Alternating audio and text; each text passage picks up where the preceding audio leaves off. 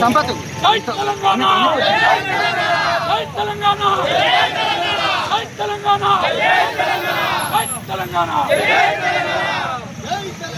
Mubarak పడారా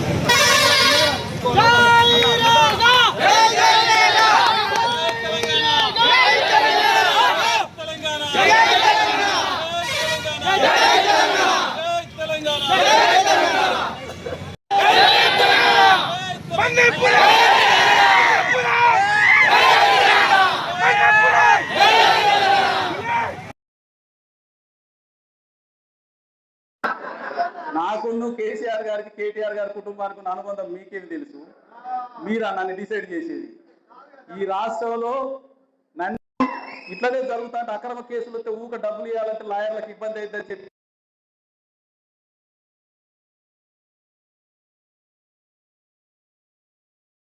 court వేసుకొని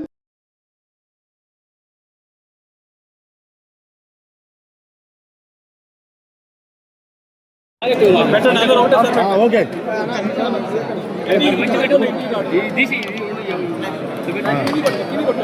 కిందికి అన్న రెడీ నా కిందికి పెట్టండి. నా మీద నా కార్యకర్తల మీద అక్రమ కేసులు పెట్టి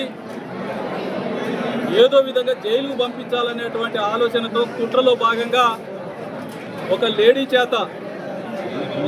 చేత నిరాధారమైనటువంటి అక్రమ కేసు పెట్టి నా వ్యక్తిత్వాన్ని ఖననం చేయాలి అనేటువంటి ఆలోచనతో 25 రోజుల పాటు ఐశాచిక ఆనందం పొందినారు తప్ప దానివల్ల వాళ్ళు సాధించింది ఏది లేదు అని చెప్పేసి సందర్భంగా నేను తెలియజేస్తా ఉన్నా.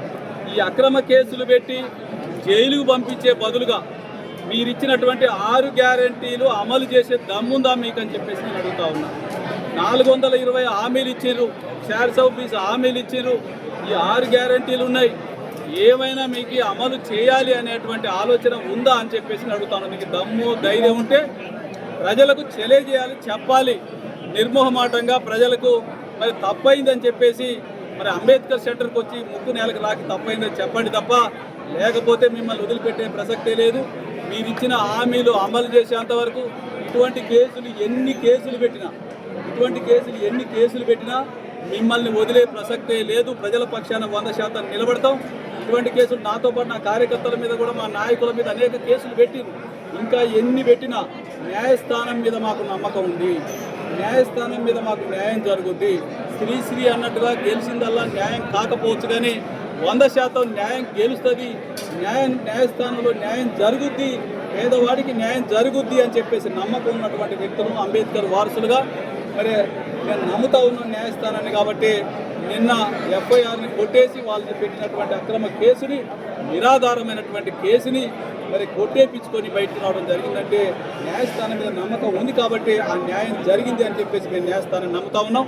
కాబట్టి అది నా వ్యక్తిగతమైనటువంటి కేసు కాబట్టి దాంట్లోకి పోకుండా కేసీఆర్ గారు పెట్టినటువంటి మరి పథకాలు ఏదైతే ఉన్నాయో దాన్ని పేదలకు ఇవ్వలేక, అమలు చేయలేక చతికిలబడి వాటిని ఏదో విధంగా మరి ఆ పథకాలకు నిధులు ఎగ్గొట్టాలనేటువంటి కుట్ర రేవంత్ రెడ్డి కుట్రలో భాగంగా ఇవాళ ఏం చేసిందంటే కోర్టులో అనాముఖం చేత డబ్బులు ఇచ్చి కోర్టులో వేపించి ఆ పథకాలకు కౌంటర్ కూడా ప్రభుత్వం వేసేటువంటి పరిస్థితి. ఇంకొకటి చెప్పడం మర్చిపోయినా, నేను ఇక్కడ ఉన్నటువంటి భూములనే కాదు, హైదరాబాద్లో ఉన్నటువంటి నా ఇంటిని కూడా 22A కింద నిషేధిత జాబితాలో చేర్చడం జరిగింది.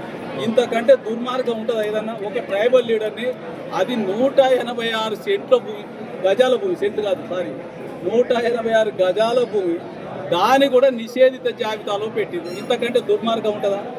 అందుకే నేను అంటా ఉన్నా, నాకున్న దాన్ని పేదలకు పంచిపెట్టడానికి, పినపాక నియోజకవర్గ పేదలకు పంచిపెట్టడానికి నేను సిద్ధంగా ఉన్నా. మరి మీ ఎమ్మెల్యే సిద్ధంగా ఉన్నాడా అని చెప్పి అడుగుతా ఉన్నాను. మీకు శాతం అయితే అంబేద్కర్ సెంటర్కి రండి, రేపు పొద్దున 10 గంటలకు వచ్చి ఆడ కూర్చుంటే నేను వచ్చి అంబేద్కర్ బొమ్మ కాడ కూర్చుంటాను. మీకు శాతం అయితే రా, రేపు కూర్చుందాం. అందుకని నేను అంటా ఉన్నా, రేగా కాంతారావుని రాజకీయంగా ఎదుర్కోలేక అక్రమ కేసులు బనాయిస్తే భయపడేవాడు కాదు. నా భూములని నిషేధిత జాబితాలో పెడితే భయపడేవాడు కాదు. అవసరం వస్తే పేదలకు పంచిపెట్టడానికి సిద్ధం, కానీ వెనక్కిపోయే ప్రసక్తే లేదు అని చెప్పి సందర్భంగా నేను తెలియజేస్తా ఉన్నా. కేసీఆర్ గారు పెట్టినటువంటి కళ్యాణ లక్ష్మి, షాదీ ముబారక్, అట్లాగే రైతు బంధు, రైతు బీమా ఏ ఒక్కటి ఆగినా కానీ ఈ రాష్ట్రంలో పేద ప్రజల్ని చైతన్యం చేస్తాం. అంబేద్కర్ స్ఫూర్తితోని రేపు రానున్న ఎన్నికల్లో ప్రజాక్షేత్రంలో నిన్ను ఓడించడం ఖాయమని చెప్పేసి మిమ్మల్ని అందరినీ మూట కట్టి గోదావరిలో పడేయడం ఖాయమని చెప్పేసి మళ్ళీ 25 సంవత్సరాల సేపు కాంగ్రెస్ పార్టీ జెండా పట్టుకోవడానికి కూడా ఎవరు ముందుకు రారు.